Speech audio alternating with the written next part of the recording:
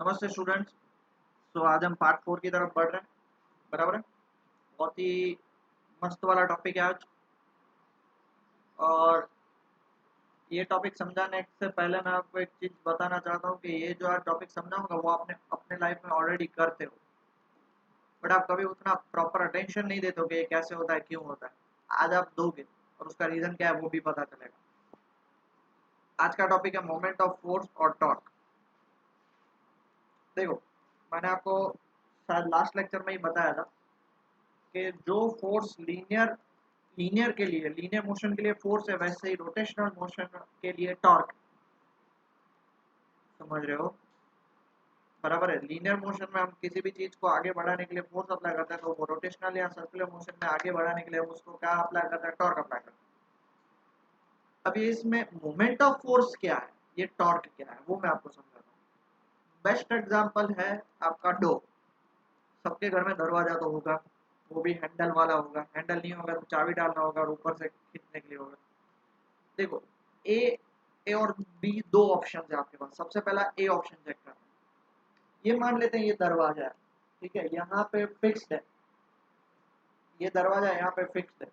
अगर आप यहाँ से खींचो, जनरली ये दरवाजा है यहाँ पे फिक्स्ड है, तो उसका हैंडल हमेशा इस साइड लगा होता है। बराबर है। तब दरवाजा ऐसे खुलेगा। जैसे ये रहा, देखो इसका हैंडल कहाँ पे लगा हुआ है बेटा, ये रहा, उसका हैंडल यहाँ पे लगा हुआ है। फिर भी जो ओवर क्यूरियस, जो एंक्सियस लोग होते हैं, जो अपना दिमाग दौड़ाने की ट्राई करते हैं, वो सोचेंगे सर अगर हम यहाँ पे हैंडल लगाते हैं और खींचते हैं तो क्या होगा। ओके, सबके घर पे गेट तो होता ही है। गेट, अब मान लो ये इतना बड़ा गेट है, ठीक है, उसको आप इतना बड़ा गेट है और यहाँ पे हिंजेस से वो फिक्स्ड है, यहाँ पे हैंडल है उसका। आप यहाँ से कितने ट्राई करो, पता है बीच में बार्स भी होते हैं, आयरन वाले बार्स होते हैं, ठीक है। अब इस आयरन बार को खींच के इसको ओपन करने की ट्राई करो। ये सपोर्ट है, हाँ, ये बेटा ये क्या है, उसका सपोर्ट है। यहाँ से खींचने की ट्राई करो, फिर यहाँ से खींचने की ट्राई करो, यहाँ से खींच के ओपन करने की ट्राई करो, यहाँ से ओपन करने की, और हैंडल को। ये फर्स्ट केस, ये सेकंड, थर्ड, फोर्थ, फिफ्थ, पांच में से कौन सा केस आपको सबसे इजीली ओपन कर सकते हो? If I am not wrong तो फिफ्थ वाला केस थोड़ा सा ही धक्का देके खुल जाएगा। वेरेस फर्स्ट केस में आपको बहुत ज्यादा मेहनत करनी पड़ेगी। वही यहाँ पे बता रहे, देखो अब बीच में से उसको ओपन कर रहे हैं तो डोर तो खुलेगा, बट जितना फोर्स लगाओगे उससे कम ही खुलेगा। वेरेस यहाँ पे एंड से आप पकड़ने की ट्राई करोगे तो मैक्सिमम डोर खुलेगा। दूसरी बात बताता हूँ, ये डोर है, ये डोर था, सॉरी, ये सपोर्ट था, यहाँ पे हैंडल है। हैंडल है तो हम ये साइड खींचते हैं, हैंडल है तो इस साइड खींचो। ये साइड मतलब आपकी साइड खींचोगे, ठीक है। अगर मैं अब इस साइड खींचूं, जैसे ये बंदा कर रहा है बी वाला, हैंडल को ही खींच रहा है, बट हैंडल को भी कौन से डायरेक्शन में खींचना। आप देखो हैंडल को, आप ये वाला है फिफ्थ को, उसको आप बाहर की तरफ खींचो, ठीक है, बट इस साइड खींच जाओ, कुछ खुलेगा नहीं। थोड़ा और एंगल पे इस साइड खींचने की ट्राई करो, खुलेगा नहीं। वेरस 90 डिग्री पे ये दरवाजा है और उसको ऐसे 90 डिग्री पे खींचो, मैक्सिमम खुलेगा। ये ही है टॉर्क। बराबर है। The larger the force the more is it's turning effect also. कब? we can easily notice that it is easier to open a door by applying a force near the end than near the hinges। ये hinge, hinge मतलब जहाँ पे supported है, अगर यहाँ से खींचने की ट्राई करो और एंड पे खींचने की ट्राई करो, कौन सा इजीली खुलेगा? एंड वाला। This is because the turning effect is of the same force is larger when its distance from axis of rotation is more। ये हिंज मतलब एक्सिस ऑफ रोटेशन, जहाँ पे सपोर्ट होता है, जितना दूर लेके जाओगे उतना उसका फोर्स ज्यादा लगेगा। समझ में आया बेटा? पक्का? अगर आपको नहीं समझ में आया तो वीडियो पॉज करके आप अपने रूम का दरवाजा है या घर का वो जो गेट है उसको ओपन करके ट्राई करिए, अलग अलग पोजीशन पे, अलग अलग एंगल पे, नोट डाउन करिए। सबसे ज्यादा और सबसे इजीली केस में खुलेगा, आपको आइडिया आ जाएगा। समझ में आया? पहले पॉज द वीडियो और इतना लिख लीजिए, डायग्राम बनाने की जरूरत नहीं है, सिर्फ आपको समझाने के लिए। Now you can see that this turning effect of force is called moment of force. इस turning effect को हम क्या बोलेंगे? Moment of force. दो चीजों पे, सबसे पहला क्या? Magnitude of force, कितना force लगा रहे हो वो, और दूसरा क्या? The perpendicular distance of the line of action of the force from the axis of rotation. मान लीजिए ये एक्सिस ऑफ रोटेशन है, यहाँ पे दरवाजा है, तो जितना दूर आप फोर्स लगाओगे, जितना दूर आप फोर्स लगाओगे उतना ज्यादा वो खुलेगा और उतना ज्यादा फोर्स लगेगा। एंड उसको हम बोलते हैं, it is called lever arm और मोमेंट आर्म। उसको हम क्या बोलते हैं? लीवर आर्म बोलते हैं और मोमेंट आर्म बोलते हैं। ये जब क्वेश्चन न्यूमेरिकल्स आएंगे तब मैं आपको डिटेल में इसके बारे में समझाऊंगा। Thus, greater the magnitude of force or the greater the perpendicular distance between the line of action of force and the axis of rotation, the greater is the moment of force or greater is the turning effect. जितना force ज्यादा, as well as perpendicular distance between the line of action of force ज्यादा, turning effect उतना ही ज्यादा होगा। बराबर है? MCQ या एक मार्क में क्वेश्चन आ सकता है, तो प्लीज याद रखिए। आगे बढ़ते हैं। The torque or moment of force is the turning effect of the force about the axis of rotation. ये बात इंपॉर्टेंट है। देखो, जो एक्सिस ऑफ रोटेशन इंपॉर्टेंट है, मान लेते हैं एक्सिस ऑफ रोटेशन है, ये आप एक्सिस ऑफ रोटेशन देख पा रहे हो, राइट? ये एक्सिस ऑफ रोटेशन देख पा रहे हो, ये रोटेट हो रहा है, ये रोटेट हो रहा है, मान लेते हैं। कौन से डायरेक्शन में रोटेट हो रहा है? इस डायरेक्शन में। दिख रहा है बेटा? ये डायरेक्शन में रोटेट हो रहा है, और आपने उसको फोर्स कहाँ पे अप्लाई किया? ये आपका इतना, देखो एक बात समझो, ये तो गेट और ये डोर का मैंने आपको एग्जांपल दिया। अब मान लो कि ये एक मेरे पास एक प्लेट जैसा है कुछ है, जिसको मुझे एक्सिस ऑफ रोटेशन से रोटेट करना है। तो ऑब्वियस सी बात है कि मैं इसको इधर खींचूंगा। ये देखो, इधर मैंने खींचा, ये फोर्स लगा है ना, ये वाला फोर्स, तो फोर्स 90 डिग्री पे है। हाँ, 90 डिग्री पे। अब जिस डायरेक्शन पे मैंने फोर्स लगाया, तो ये देखो, ये डायरेक्शन, ये डायरेक्शन, इसको line of action of force बोलते हैं। तो सर वो डिस्टेंस कौन सा लेंगे? तो शॉर्टेस्ट डिस्टेंस लेते हैं। मान लेते हैं अभी देखो, ये दरवाजा है, बराबर है, और ये हिंज है। आपका line of action of force है, तो ये आपका परपेंडिकुलर डिस्टेंस होगा, बराबर है। परपेंडिकुलर डिस्टेंस किसको बोलते हैं? जैसे देख लो, ये सपोर्ट है, यहाँ पे आप खींच रहे हो तो इतना आपका परपेंडिकुलर डिस्टेंस होगा, यहाँ पे खींच रहे हो तो इतना कम हो गया, यहाँ पे खींच रहे हो तो कम हो गया। मतलब जहाँ पे line of action of force उससे एक्सिस ऑफ रोटेशन के बीच के डिस्टेंस को हम क्या बोलते हैं? उसको हम बोलते हैं डी। समझ में आया? It is measured as the product of, ये डेफिनेशन है उसकी, product of magnitude of force and the perpendicular distance between line of action of force and axis of rotation. देखो, मैं परपेंडिकुलर डिस्टेंस को मैं आपको सादी भाषा में बोल दूं तो शॉर्टेस्ट डिस्टेंस। शॉर्टेस्ट डिस्टेंस बेटा किसका? शॉर्टेस्ट डिस्टेंस किसका? Shortest distance between the line of action of force and axis of rotation. ये फिगर आपको इजीली बता देता है, तो चेक करो इसमें शॉर्टेस्ट डिस्टेंस क्या होगा बेटा? ON होगा, क्योंकि हम यहाँ पे ये देखो, आप सब कुछ मैं रब करके आपको मैं बता दूं, तो देख लो यहाँ पे फोर्स कहाँ पे लग रहा है? ये फोर्स ये डायरेक्शन में लग रहा है, तो ये शॉर्टेस्ट डिस्टेंस क्या हो गया उसका? ON। तो फोर्स इंटू ON, और ON को हमने क्या लिया? D। तो F क्रॉस फोर्स, और D क्या है उसका? लीवर आर्म, बराबर। लीवर आर्म जो मैंने आपको आगे भी बताया था, प्रैक्टिकल हम जब करते जाएंगे तब आपको पता चलेगा कि लीवर कहाँ पे लग रहा है। लीवर ऐसे हम जब लीवर लगाते हैं ना, वो वाला लीवर नहीं है, ये अलग टाइप का लीवर है, ठीक है। So figure shows the body free to rotate about a vertical axis through horizontal F is applied on it at a point P, और वो rotate कर रहा है। If D is the perpendicular distance, तो F का torque का torque, इसको देखो, टॉर्क को हम ऐसे रिप्रेजेंट करते हैं, torque is equal to F into ON, torque is equal to F into D। Clear हो गया? Pause the video and note it down. ये देखो बेटा उसका प्रैक्टिकल एग्जांपल, आप घर पे नट बोल्ट फिट करते हो, बराबर है। ये बोल्ट है, आपको फिट करना है, ओके। और आपको आपको यहाँ पे क्या करना है? आप जैसे नीचे खींचोगे वो टाइट कर सकते हो, या ऊपर खींचोगे तो ढीला कर सकते हो। आप जैसे ही नीचे खींच रहे हो, ये देख लो, ये आपका पूरा, ये आपका जो क्या बोलते हैं, पकड़ जिसको बोलते हैं, या टूल बोलते हैं, जिससे ये टाइट होगा। फोर्स आप यहाँ पे लग रहा है, दोनों के बीच में एंगल कितना? 90 डिग्री। अब ये ही सेम हाथ मैं यहाँ पे रखूं तो, या फिर यहाँ पे रखूं तो, और मैंने यहाँ पे रखा, ये पोजीशन मेरी A, ये पोजीशन B और ये पोजीशन C। थोड़ा सोच के बताओ किधर मैं कम फोर्स में ही ज्यादा काम कर सकता हूँ? सी में, क्योंकि ए में अगर आप अप्लाई करोगे तो बहुत ज्यादा फोर्स अप्लाई करने पड़ेगा इसको रोटेट करने के लिए। बी पे मॉडरेट फोर्स और सी पे तो आराम से रोटेट हो जाए। बट ये बात भी देख लो, अगर बी पे अप्लाई करते तो डिस्टेंस कम हो जाता, मतलब टॉर्क कम लगता, टॉर्क कम लगता तो इतना फोर्स उस पर कम लगता। ए पे और डिस्टेंस कम हो जाता, चाहे आप फोर्स उतना ही लगाओ, बट जो रोटेशनल फोर्स, जो हमें मोमेंट ऑफ फोर्स लगाना है जिसके कारण उस पर वर्क हो सके, वो तो कम लगेगा ना, क्योंकि वो किस पे डिपेंड करता है, tau is equal to force into distance.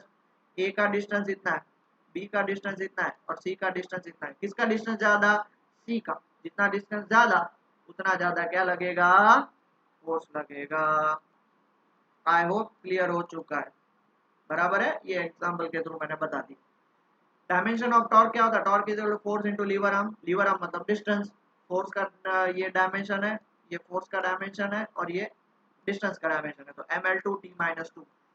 बहुत बार बैठा बैठा क्वेश्चन आता है, डायमेंशन ऑफ टॉर्क लिख लो, इसलिए प्लीज मैं आपको रिक्वेस्ट कर रहा हूँ ये याद रखना।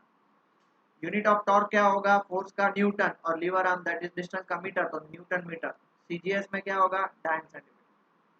साइन कन्वेंशन हम याद रख लेना, साइन कन्वेंशन न्यूमेरिकल सॉल्व करने के लिए बहुत काम आएगा। Moment of force is taken positive if turning tendency of force anti clockwise. Anti clockwise मतलब आप ऊपर लेके जाओगे तो वो पॉजिटिव होगा, और आप उसको नीचे लेके आओगे, क्लॉकवाइज लेके आओगे तो वो क्या हो जाएगा? नेगेटिव हो जाएगा। Positive if anti clockwise and negative if it is clockwise, ये याद रखना है, जिससे आपको न्यूमेरिकल में डायरेक्शन बताने में इजी हो जाए। Okay, pause the video, note it down बेटा जल्दी। ओके, अब बेटा हम पढ़ने जा रहे हैं रोटेशनल इक्विलिब्रियम और उस प्रिंसिपल ऑफ मूवमेंट। मतलब मान लो एक साथ बहुत सारे फोर्स अप्लाई हो रहे हैं, तो वो क्या? Principle of movement, when a body is in rotational equilibrium. Please ध्यान से सुनिएगा, ये मेरे पास ऑब्जेक्ट, इस साइड से मैं खींच रहा हूँ, इस साइड से मेरा फ्रेंड खींच रहा है, दोनों इक्वल फोर्स लगा के खींच रहे हैं। तो आपको क्या लगता है ये ऑब्जेक्ट मूव होगा? ये ऑब्जेक्ट इस साइड से मैं खींच रहा हूँ, इस साइड से मेरा फ्रेंड खींच रहा है, दोनों सेम फोर्स लगा रहे हैं, नहीं होगा। यहाँ से मैं दूसरा को खींच रहा है, यहाँ से तीसरा को खींच रहा है, इसको हम क्या बोलते हैं? Linear equilibrium. रीजन इज कि भले ही फोर्स लग रहा है, बट जो नेट फोर्स है वो सब क्या है? जीरो। तो same to same rotational equilibrium क्या है? The sum of all the clockwise movements about any point. कोई भी एक पॉइंट पे जितने भी क्लॉकवाइज मूवमेंट है वो सब किसके इक्वल होने चाहिए? Equal to the sum of all the anti clockwise movement about that point. मतलब मान लो इस एक पॉइंट पे, इस एक पॉइंट पे आपने सीसो पे तो बैठे ही होगे सब लोग। सीसो, सीसो मतलब वो डीचक डाना। यहाँ पे आप बैठे हो, यहाँ पे आपका फ्रेंड बैठा, दोनों का वेट सेम है और ये बीच में है, तो मूव नहीं होगा। बट यहाँ पे आपके फ्रेंड के साथ और कोई फ्रेंड भी आके बैठ गया, आप सीधा ऊपर जाओगे और ये सीधा क्या आएगा? नीचे आएगा। वेरएज यहाँ पे आपके साथ और कोई फ्रेंड आ गया, तो अब ये नीचे ऊपर नहीं जाएगा, वापस क्या हो गया? बैलेंस हो गया। मतलब जितने ये, क्योंकि ये तो ऐसे ही नीचे आएगा, नीचे आएगा मतलब एंटी क्लॉकवाइज मूवमेंट, और ये वाला बंदा इधर से नीचे आएगा क्लॉकवाइज मूवमेंट। क्यों? बिकॉज यहाँ पे उसका पॉइंट ऑफ एक्शन है, तो जितने एंटी क्लॉकवाइज मूवमेंट है उतने ही क्लॉकवाइज मूवमेंट है, इसलिए दोनों स्टेबल होंगे, इसलिए हम उसको क्या बोलते हैं? Rotational equilibrium. समझ में आया बेटा? नहीं समझ में आया तो गार्डन में जाके सीसो में बैठ के ट्राई करना, इक्वल वेट वाले, ठीक है? ओके, और क्या बोला है? और the algebraic sum of moments at any point is zero. Total मिला के सम जीरो होना चाहिए। अब जैसे देखो ये कार चल रही है, ठीक है, हमने मैं लीनियर वाला वापस एक एग्जांपल ले रहा हूँ। फ्रिक्शनल फोर्स यहाँ पे अप्लाई हो रहा है, ये वाला फोर्स, और आप फोर्स इस डायरेक्शन में अप्लाई कर रहे हो। तो मान लेते हैं हम कार इस साइड मूव कर रही है, तो इसको हम पॉजिटिव मानते हैं और फ्रिक्शन को हम क्या मानते हैं? नेगेटिव मानते हैं। ये हमने बहुत सारे क्वेश्चन किए इसलिए पता ही है आपको। तो F माइनस एफ अगर वो जीरो है, नेट एडिशन सबका जीरो है, तो ये कार उधर की उधर ही खड़ी रहेगी, मूव ही नहीं होगी। बट अगर ये F बड़ा है और ये F छोटा है, तो वो कार धीरे धीरे मूव होगी। तो यहाँ पे जो मैं प्लस माइनस की बात कर रहा हूँ वो हम डायरेक्शन पे लेते हैं, तो यहाँ पे भी हमें पता है डायरेक्शन क्या? एंटी क्लॉकवाइज को हम पॉजिटिव लेते हैं और क्लॉकवाइज को नेगेटिव लेते हैं। चलो एक फिगर के थ्रू देखते हैं और एक डेरिवेशन लेते हैं। As shown in the figure, consider a uniform rod free to rotate at point pivot V, pivot O। अब देखो ये वाला बंदा है जिसका मास m1 है और ये वाला बंदा जिसका मास m2 है। अब m1 है वो नीचे आ रहा है, m1 है वो नीचे आ रहा है क्योंकि ये भी नीचे आने की ट्राई करेगा, बराबर है। और ये m2 है वो भी नीचे आने की ट्राई करेगा, क्योंकि सीसो वाला केस पकड़ लो ना, हमेशा सब नीचे आने की ट्राई करते हैं, तो ये भी नीचे आने की ट्राई करेगा। तो ये कैसे मूव करेगा, ये क्लॉकवाइज मूव करेगा। और ये कैसे मूव करेगा, ये वाला हमारे भैया है वो एंटी क्लॉकवाइज मूव करेंगे। और ये कैसे मूव करेंगे, क्लॉकवाइज। अब इस पे कितना मास m1 है तो इसका वेट कितना लगेगा w1, इसका मास m2 है इसका वेट कितना लगेगा w2। बात हो गई खत्म, पक्का। कितना डिस्टेंस है, पाइवोट ओ से इसका डिस्टेंस है d1, पाइवोट ओ से इसका डिस्टेंस है d2। कितना क्लियर हो गया। यहाँ पे आप देख सकते हो बेटा कि ये जो एंटी क्लॉकवाइज और क्लॉकवाइज दोनों मूव कर रहे हैं। क्लॉकवाइज वाला जो बंदा है वो d2 डिस्टेंस दूर है, एंटी क्लॉकवाइज वाला d1 डिस्टेंस दूर है। इसका मास m1 तो इस पे वेट लगेगा w1, इसका मास m2 है इसलिए इसका वेट लगेगा w2। सब एक पाइवोट के अकॉर्डिंग फिक्स्ड है, उसके रिलेटेड ही हमने डिस्टेंस में, डिस्टेंस हमेशा पाइवोट दैट इज जो सपोर्ट होता है उसके आसपास ही मेजर करना है। आप बोलो सर इधर से क्यों मेजर नहीं किया, नहीं होता है क्योंकि सब रोटेट कहाँ से हो रहे हैं, इसके आसपास रोटेट हो रहे हैं ना, तो इसलिए पहले इतना लिख लीजिए, फिर इसका हम थोड़ा सा छोटा सा डेरिवेशन है, 3-4 स्टेप का ही डेरिवेशन है। ओके बेटा, तो अब हम देख सकते हैं कि भैया एंटी क्लॉकवाइज मूवमेंट इसकी क्या होगी, anti clockwise movement about O. Anti clockwise मतलब ये वाला मूवमेंट कितना होगा, मूवमेंट का फॉर्मूला क्या होता है, फोर्स, तो इस पे फोर्स एक ही लग रहा है w1 इंटू डिस्टेंस d1। और क्लॉकवाइज मूवमेंट कौन सा होगा बेटा, तो क्लॉकवाइज मूवमेंट हमने देखा, क्लॉकवाइज मूवमेंट अबाउट ओ वो किसके लिए होगा, w2 के लिए, जो कितना दूर है, d2 दूर है। अब rotational equilibrium according to principle of moments the rod will be horizontal, मतलब ऐसा ही पड़ा रहेगा, रोटेट नहीं करेगा। कब, और इन द रोटेशनल इक्विलिब्रियम, कब होगा वो, और इन द रोटेशनल इक्विलिब्रियम कब, इफ जितने एंटी क्लॉकवाइज मूवमेंट्स हैं वो सब किसके इक्वल होंगे बेटा, क्लॉकवाइज मूवमेंट्स के, क्योंकि जितना क्लॉकवाइज लगेगा उतना एंटी क्लॉकवाइज, तभी तो दोनों बैलेंस करके स्ट्रेट रहेगा ना। रोटेशनल इक्विलिब्रियम मतलब वो रोटेट नहीं करना है, ऐसे ही खड़ा रहना। अब एंटी क्लॉकवाइज मूवमेंट हमारा क्या है, w1 d1, क्लॉकवाइज मूवमेंट क्या है, w2 d2, बराबर है। अब बोलो सर फोर्स क्यों नहीं लिखा, बेटा तो फोर्स उसमें एक ही लग रहा है, आप चेक कर लो इस बंदे पे कितना फोर्स लग रहा है, एक ही लग रहा है वेट का, और कोई तो लग ही नहीं रहा है, तो इसलिए मैंने वो लिखा। मान लो कोई और फोर्स लगता तो आप लगा सकते थे। इसको हम क्या बोल सकते हैं, हाँ इसको हम बोल सकते हैं, मान लो किसी भी एक को लोड मानना है और दूसरे को एफर्ट मानना है, तो इसको मैं मान लेता हूँ लोड, तो इनटू ये हो जाएगा लोड आर्म, और ये होगा एफर्ट इनटू एफर्ट आर्म। और इसको बहुत बार हम लीवर प्रिंसिपल भी बोलते हैं। जो लोग एमसीक्यू दैट इज नीट जेडबल देंगे तो उनके लिए बहुत काम का है। लोड एंड एफर्ट मतलब देखो एक पे काम करोगे तो दूसरे पे रिजल्ट आएगा, तो एक पे लोड तो दूसरे का एफर्ट, या एक का एफर्ट तो दूसरे का लोड, ठीक है। उस हिसाब से आपको सिर्फ ये याद रखना है, आपको सिर्फ ये याद रखना। क्लियर हो गया, बस ये था डेरिवेशन, कितना छोटा सा था। Please pause the video and note it down. Okay, बहुत ही अच्छा सा टॉपिक पढ़ने जा रहे हैं जिसका नाम है कपल। ये फिजिक्स का कपल है, ये आपके लाइफ का कपल नहीं है, तो प्लीज थोड़ा फोकस करिएगा, ठीक है। कपल नाम सुन के आप वो सारी चीजों में मत पहुंच जाइएगा जहाँ पे आप चले जाते हो। It's a very important topic, और ये भी आप रियल लाइफ में देख ही पा रहे हो। A pair of equal and opposite forces acting on a body along two different line of action constitute a couple.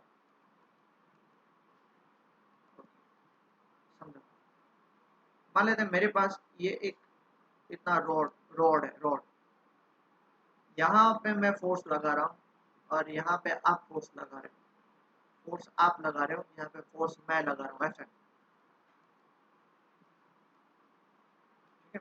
यहाँ पे फोर्स आप लगा रहे हो, यहाँ पे फोर्स मैं लगा रहा हूँ। दोनों का line of action of force, इसका लाइन ऑफ एक्शन फोर्स ये है, इसका line of action of force, दोनों का line of action of force अलग है, बराबर है।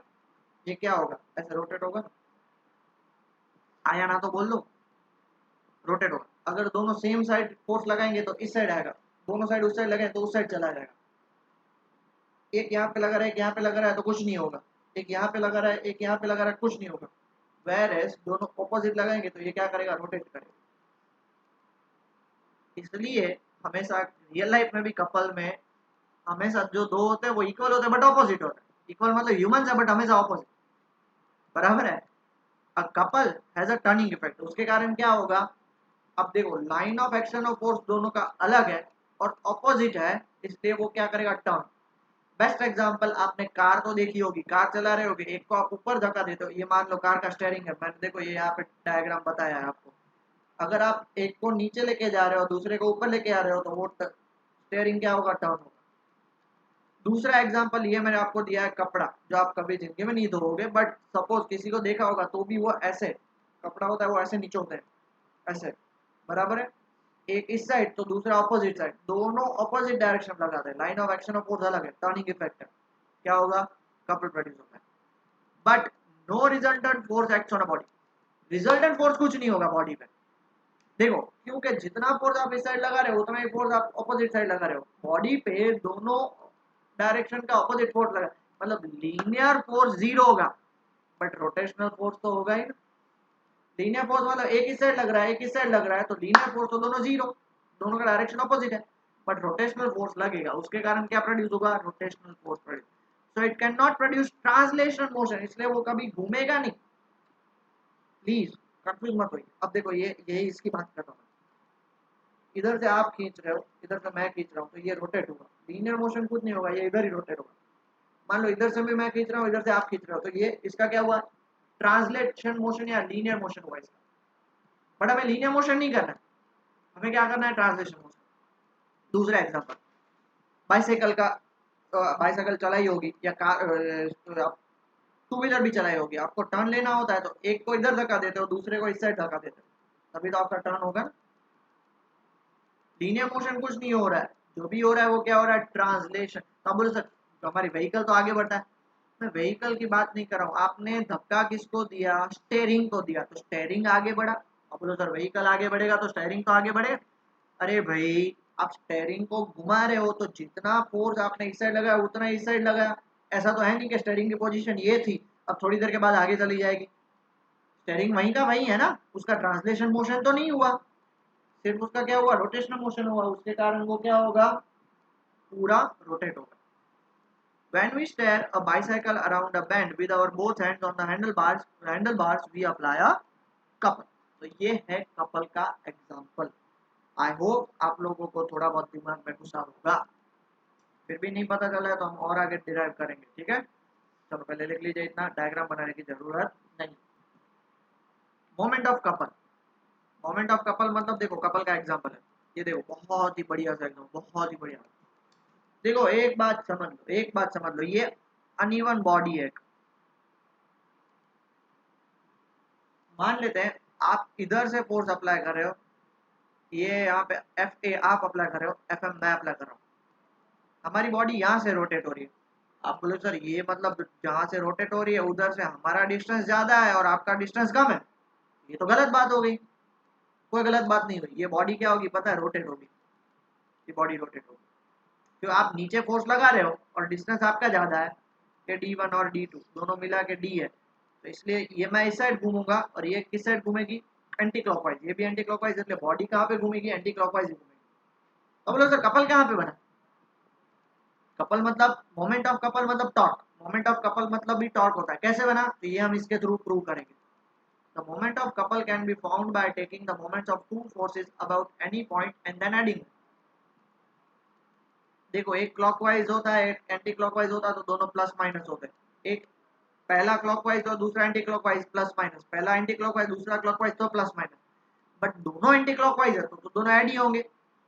यहाँ से एक कार है उसको आप धक्का दे रहे हो, साथ ही साथ मैं भी धक्का दे रहा हूँ F1 और F2, तो क्या होगा, तो यहाँ पे उसका नेट फोर्स क्या हो जाएगा, नेट फोर्स उसका ऐड होगा क्योंकि दोनों सेम डायरेक्शन में धक्का दे रहे हैं। ऐसा तो है नहीं कि एक धक्का इस साइड दे रहा है दूसरा इस साइड, इसलिए in figure two opposite forces each of magnitude F acts at 2 point A and B of rigid body. देखो एक बंदा ए पे लगा रहा है फोर्स और दूसरा बंदा बी पे, which can rotate about point O, O point के about rotate हो रही है।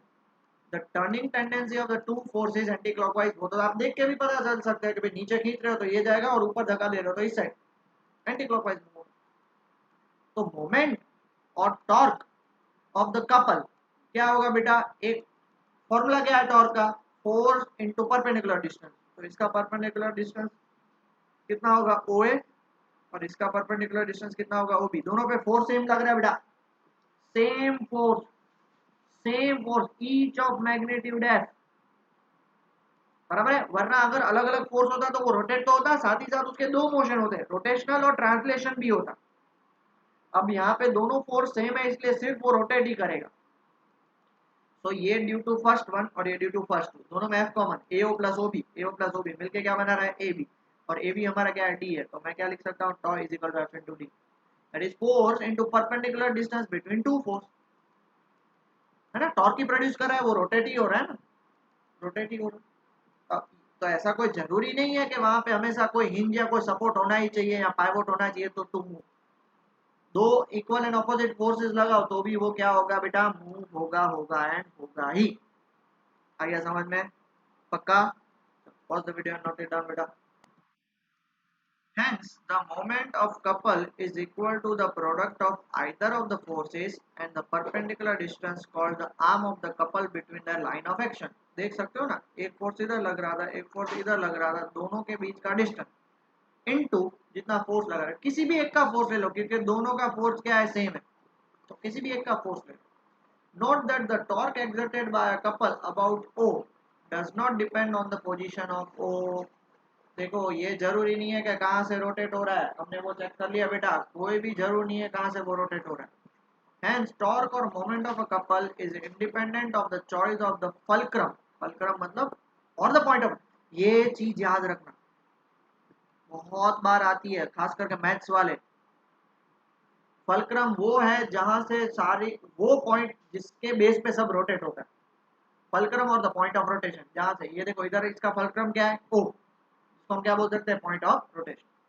Notably, a couple can only be balanced by an equal and opposite couple। मैंने बता दिया, अगर आपका फोर्सेस अलग अलग होते तो वो बैलेंस नहीं होता, वो रोटेट भी होता और आगे भी बढ़ता, और उसको बैलेंस करके सिर्फ रोटेट करवाना है तो दोनों का फोर्स इक्वल होना चाहिए। क्लियर हो गया बेटा, ठीक है। चलो पॉज द वीडियो और नोट इट डाउन जल्दी से। अब हम करते हैं वर्क डन बाय टॉर्क, बहुत ही इंपॉर्टेंट डेरिवेशन है, ध्यान से सुनिएगा ये बंदा क्या कहना चाहता है। Work done by torque as shown in the figure, a body undergoes an angular displacement कितना, डेल थीटा। जितना आप थोड़ा सा फोर्स लगाओगे तो वो डेल थीटा रोटेट हो रहा है, बराबर है, under the action of a tangential force F. F हमेशा टेंजेंशियल ही होगा, ओके, टेंजेंशियल लगाओगे तो ही, मान लो कि ये ऑब्जेक्ट है, यहाँ से आप टेंजेंशियल फोर्स लगाओगे तो ही होगा, इस डायरेक्शन फोर्स लगाओगे तो ये क्या रोटेट करेगा, नहीं करेगा, इसके कारण रोटेट हुआ, कितना रोटेट हुआ, डेल थीटा, बराबर, ठीक है, ओके, आगे बढ़े। ठीक, तो work done by the, therefore work done by, उसको डेल डब्ल्यू को क्या बोल सकते हैं, पूरा लिखता हूँ पहले वरना आप बोलोगे सर कहाँ से है। The work done by the rotational motion of the body, बराबर है, और the work done by the torque, torque के कारण जो बॉडी वर्क डन कर रही है तो कितना होगा, del W is equal to force into, work का फॉर्मूला फोर्स इनटू डिस्टेंस ही होता है, कितना डिस्टेंस मूव हुआ, डेल थीटा, कितना डिस्टेंस मूव हुआ बेटा, डेल थीटा मूव हुआ। यहाँ पे डिस्टेंस तो यहाँ पे कितना डिस्टेंस मूव होगा, हम इसको क्या बोल सकते हैं, distance along the arc P Q. देखो इतना डिस्टेंस वो मूव हुआ ना, distance along arc P Q, distance along arc P Q, okay, तो डेल डब्ल्यू का फॉर्मूला क्या होगा, फोर्स इनटू, अब ये देखो आर्क पी क्यू, आर्क हमने अभी पढ़ा था, लास्ट लेक्चर में ही पढ़ा था। आर्क का फॉर्मूला क्या होता है, ये एस होता है, del theta is equal to arc P Q upon R, therefore P Q is equal to क्या हो जाएगा, आर डेल थीटा हो जाएगा। तो इस distance along R P Q, उसकी जगह मैं क्या लिख सकता हूँ, आर इंटू डेल थीटा लिख सकता हूँ। पक्का, श्योर, किसी को भी कुछ प्रॉब्लम? अब मुझे बताओ फोर्स इनटू, ये देखो फोर्स इनटू परपेंडिकुलर डिस्टेंस, देखो कहाँ पे लगा फोर्स, इस डायरेक्शन में, और उसका डिस्टेंस क्या है एफ, सॉरी उसका डिस्टेंस क्या है आर, तो ये फोर्स इनटू आर वो हमारा क्या बन जाएगा बेटा, तो देयरफॉर वो बन जाएगा हमारा टॉर्क। हमने अभी देखा था, क्यों, because force into perpendicular distance is equal to torque, ये हमने देख लिया, क्लियर हो गया।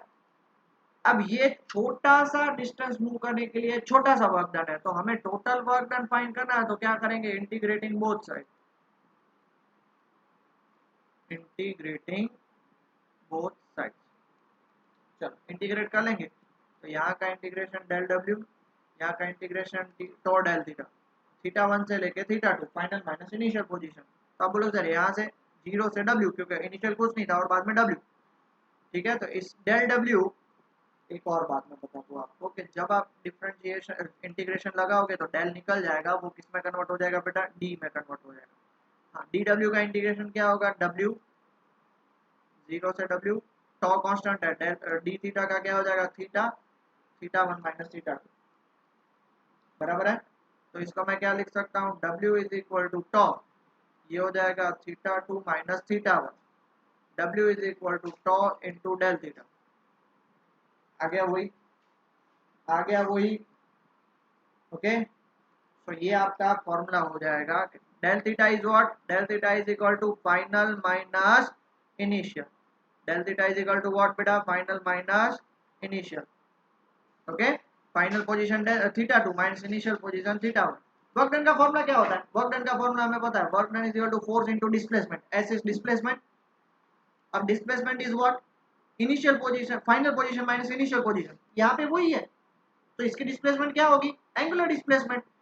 वहां पे फोर्स था तो यहाँ पे क्या लगेगा, टॉर्क, समझना वही है, इसको एनालॉगी बोलते हैं। एनालॉगी मतलब जो वहां पे होगा वो यहीं पे होगा, बट सिर्फ उसका नेम्स और उसकी क्वांटिटीज चेंज हो जाएंगी, क्लियर हुआ, पक्का, pause the video and note it down.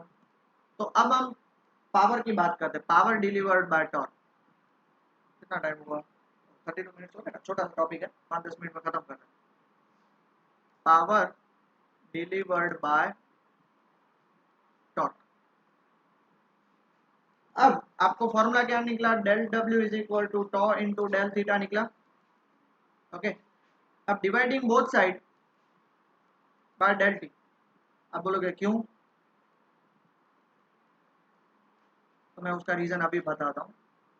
Work done per unit time is known as power, याद आया, work upon time is known as power, energy by time is power. तो ये आपको क्या मिल जाएगा, ये मिल जाएगा पावर, ये मिल गया tau, del theta by del t, del theta मतलब रोटेशनल मोशन के लिए रोटेशनल डिस्प्लेसमेंट अपॉन टाइम, तो वो क्या मिलेगा, एंगुलर डिस्प्लेसमेंट डेल ओमेगा, यहाँ सिर्फ ओमेगा मिलेगा, डेल ओमेगा नहीं, सिर्फ ओमेगा, क्योंकि del theta by del T is equal to omega, del S by del T क्या होता, वी होता, कहाँ पे, लीनियर के लिए, यहाँ पे रोटेशनल है इसलिए क्या हो जाएगा ये।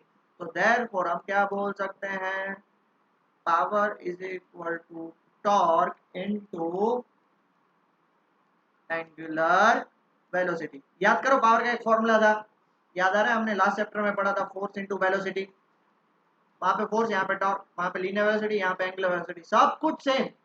अब सिर्फ रिलेट करना सीख लो तो आपको भी मजा आएगा पढ़ने में, ठीक है बेटा, पक्का। चलो pause the video and note it down. And last topic for today, torque acting on a particle, torque acting on a particle, consider a particle p in the xy plane। देखो ये p है, वो xy plane पे, xy plane मतलब मेरा हाथ पकड़ लो, उस पे कोई पार्टिकल पड़ा है, suppose its position vector is OP R, ये r उसका पोजीशन वेक्टर ओरिजिन से, जहां से उसको रोटेट करना है, with respect to origin o of an inertial frame, मतलब जिसके बेस पे वो रोटेट होगा, as shown in the figure. Let F be the force acting on the particle, मतलब इस पार्टिकल पे मैंने फोर्स एफ लगाया, मान लो मैंने फोर्स एफ लगाया, मान लो मैंने उस पे फोर्स एफ लगाया, तो the torque acting on the particle is defined as vector product of position and force vector R cross F. हमने अभी टॉर्क का फॉर्मूला देखा था, टॉर्क का फॉर्मूला आगे इस चैप्टर के इस लेक्चर के स्टार्टिंग में देखा था, perpendicular distance into force, perpendicular distance उसका आर और फोर्स लग रहा है। बट ऐसा कोई जरूरी नहीं है ना कि हर बार वो परपेंडिकुलर ही हो, मान लो कि दरवाजा है तो आप ऐसे ही लगाओगे, कोई थोड़ा मेरे जैसा होगा वो ट्राई करने के लिए थोड़ा एंगल पे भी लगाएगा, थोड़ा इस एंगल पे भी लगाएगा। तो वो यहाँ पे देखो ये कितना एंगल पे लगा रहा है, थीटा एंगल पे लगा रहा है ना, थीटा एंगल पे, हाँ या ना तो बोल दो बेटा। अगर मान लो 90 डिग्री पे लगा था तो थीटा की जगह पे 90, खत्म हो गया। और आपको पता है थीटा 90 होता तो मैक्सिमम, ये दरवाजा है थीटा 90 होता तो मैक्सिमम आपका टॉर्क लगता, मान लेते कुछ एंगल थीटा। अब क्या मैं इस फोर्स इज अ वेक्टर, और वेक्टर को आप पैरेलली मूव कर सकते हो, जो मैंने आपको थर्ड और फोर्थ चैप्टर में सिखाया था, इसको मैं पैरेलली मूव करके इधर लेके जा रहा हूँ ओरिजिन पे। तो फोर्स और आर के बीच में अभी इधर भी आप बता सकते हो, देखो ये आर को एक्सटेंड करो, ये फोर्स है, दोनों के बीच में एंगल कितना है, थीटा है। तब आर क्रॉस एफ करोगे तो आपको पता है क्रॉस प्रोडक्ट मतलब किसमें खुलता है बेटा, साइन में। तो आप यहाँ पे क्या लिख सकते हो, torque is equal to R F sine theta, बराबर।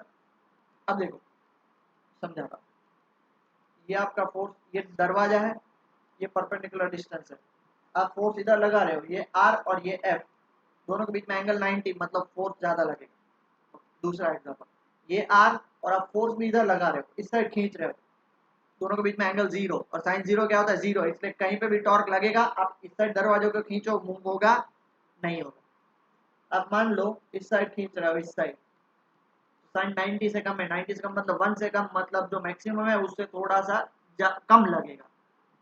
मान लो 90 से ज्यादा लगा रहे हो, ये आर और ये एफ, ये आर और ये एफ 90 से ज्यादा लगाओगे फिर भी वो, मैथ्स वालों को पता होगा कि 90 टू 180 के बीच में भी वो 1 से कम ही होता है, बराबर है। फिर भी वहां पे टॉर्क उतना नहीं लगेगा, टॉर्क हमेशा मैक्सिमम कहाँ पे लगेगा, 90 डिग्री पे। आ गया। अब बात करते हैं, क्योंकि वेक्टर क्वांटिटी है इसलिए डायरेक्शन तो देखना पड़ेगा, मैग्नीट्यूड निकल गई। The direction of torque is perpendicular to the plane containing R and F. देखो आर और एफ कौन से प्लेन में थे, एक्स वाई, तो टॉर्क का डायरेक्शन क्या होगा, एक्स और वाई को छोड़ के जेड एक्सिस।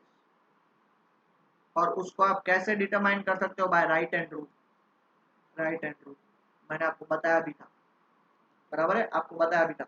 ये एक्स और वाई प्लेन, तो हम हमेशा क्या बताएगा, torque R cross F, R से एफ लेके जाओ तो जो डायरेक्शन ऑफ थंब होगा वो क्या होगा, देखो आप हमने अभी देखा था, ये हमारा क्या था, आर था, और ये हमारा एफ था, उन दोनों के बीच में theta.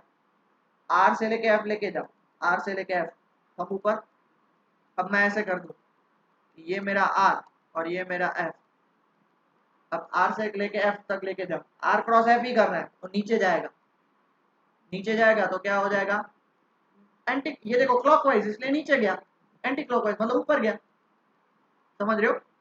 Now if we curl the fingers, बता रहा है out right hand in the direction in which R must be rotated to move into the position vector F, R को एफ की तरफ लेके जाना है, the smaller angle between them, then the extended thumb gives the sense of torque, torque हमेशा कहां पे लगेगा, ऊपर लगेगा। In the present case torque X along Z axis, देख लो है ना, एक्स और वाई में मूव कर रहा है तो टॉर्क हमेशा जेड एक्सिस में लगेगा। आगे समझ में बेटा, पक्का, please pause the video and note it down. Okay, और फाइनली उसके स्पेशल केस, हमारा टॉर्क का फॉर्मूला क्या निकला बेटा, आर एफ साइन थीटा। अगर थीटा 0 और 180 हो, आपको पता है साइन तब 0 ही होता है, तो टॉर्क 0 लगेगा। मान लो थीटा 90 है, तब वहां पे मैक्सिमम लगेगा, मैक्सिमम लगेगा। This explain why it is easier to open a close door when we apply force perpendicular to the door at its outer free edges. दूसरा केस, जब आर भी मैक्सिमम हो, टॉर्क भी क्या होगा, मैक्सिमम होगा, क्योंकि आर मैक्सिमम रखा है, टॉर्क मैक्सिमम होगा। This explain why we can open और close the door easily by applying force near the outer edge. बाहर के साइड जितना फोर्स लगाओगे उतना जल्दी आप ओपन कर सकते हो। For this reason a handle और a knob is provided near the free end. घबरे बैठे होगे तो आपको कभी तो सोचने में आया होगा कि सर ऐसा क्यों होता है कि डोर के इस एंड पे ही लगाया गया है, नॉब इधर नहीं लगाया गया। अब रीजन पता चल गया ना, क्योंकि इस एंड पे लगाओगे फ्री एंड पे तो आप इजीली टॉर्क अप्लाई कर सकते हो, इस एंड पे अप्लाई नहीं कर सकते। ठीक है, सो आज के लिए हम ये लेक्चर यहीं पे छोड़ते हैं। 40 मिनट का लेक्चर हो गया, बट ज़्यादा डेरिवेशंस नहीं है, बहुत ही सिंपल सा टॉपिक है, बहुत ही इजी वाला टॉपिक है। इसके रिलेटेड एक और टॉपिक है और उसके न्यूमेरिकल्स हम नेक्स्ट लेक्चर में देख लेंगे। ओके, टिल देन अच्छे से रिवाइज करिए, अच्छे से पढ़ाई करिए। ओके बेटा, टेक केयर।